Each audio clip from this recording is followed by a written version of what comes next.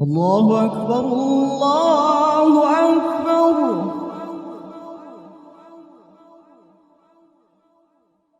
Allahu Akbar,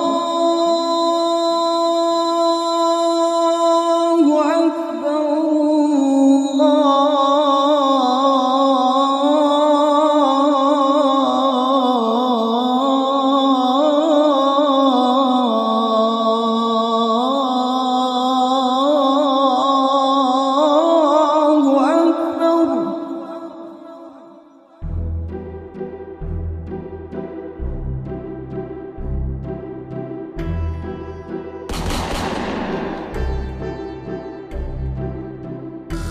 Halo Bray, balik lagi dengan tukang clipping yang kali ini akan menginformasikan setelah lantunkan azan di dalam bui, Jenderal TNI itu ditembak mati.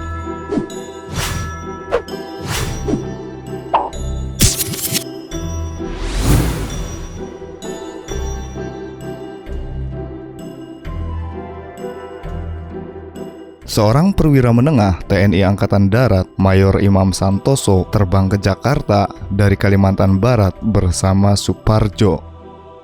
Sebelum dilanjutkan, jangan lupa tekan tombol subscribe di channel Tukang Clipping. Saat itu, Suparjo tengah ditugaskan di Kalimantan Barat sebagai Panglima Komando Tempur II di bawah Komando Mandala Siaga, Kolaga, dalam kampanye Ganyang Malaysia.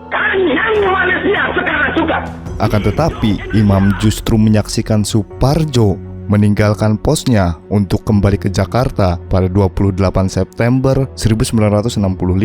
Suparjo sempat mengatakan kepada Imam alasan kepulangannya ke Jakarta adalah untuk memenuhi panggilan mendadak, tapi ternyata Suparjo justru jadi salah satu pimpinan G30S PKI 1965.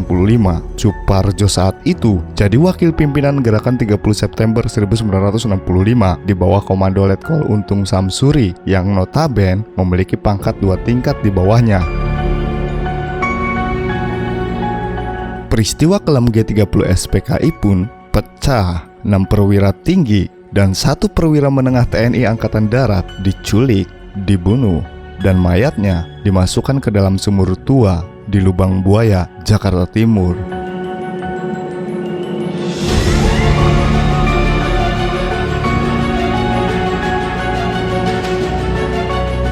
Sebelum peristiwa mengerikan itu terjadi, Suparjo yang dikenal sebagai seorang prajurit tempur dan ahli strategi sempat memberikan pernyataan kepada Syam Kamaruzaman yang menduduki posisi sebagai Ketua Biro Khusus PKI. Pertanyaan Suparjo kepada Syam adalah mengenai rencana cadangan jika gerakan 30 September gagal. Sayang, Suparjo tidak mendapat jawaban yang diinginkan dari Syam. Sebaliknya, Syam malah menggertak Suparjo dengan emosi karena ia terlalu yakin bahwa gerakan 30 September 1965 tidak akan gagal. Bung, kalau begini banyak yang mundur. Kalau revolusi sudah berhasil, banyak yang mau ikut, ucap Syam menjawab pertanyaan Suparjo.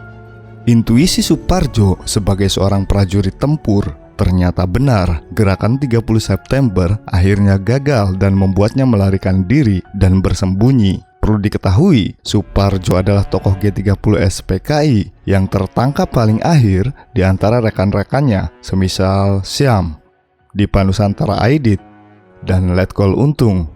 Perintah untuk menangkap Suparjo datang dari Letjen TNI Soeharto yang saat itu menjabat sebagai Panglima Komando Cadangan Strategis Angkatan Darat, Pangkostrat, kepada Panglima Komando Daerah Militer, Pangdam 5 Jaya, Brigjen TNI Amir Mahmud. Amir pun langsung bergerak cepat membentuk operasi intelijen dengan tim khusus bersandi Kalong. Meskipun harus mencari Suparjo selama 1,5 tahun, tim Kalong akhirnya berhasil menangkap Suparjo di rumah seorang tamtama TNI Angkatan Udara, Kopral Sutarjo, pada 12 Januari 1967. Setelah tertangkap, Suparjo pun diadili di Mahkamah Militer Luar Biasa, Mahmilub, dan divonis hukuman mati. Menjelang eksekusi hukuman mati, Suparjo disebut sempat memberikan sepasang sepatu kepada keluarganya. Setelah itu, pada 18 Maret 1967, sesaat sebelum dieksekusi mati, Lugu Tembak Suparjo sempat menyanyikan lagu kebangsaan Indonesia Raya dan mengumandangkan azan dari selnya. Demikianlah Bray, setelah lantunkan azan di dalam bui, Jenderal TNI itu ditembak mati.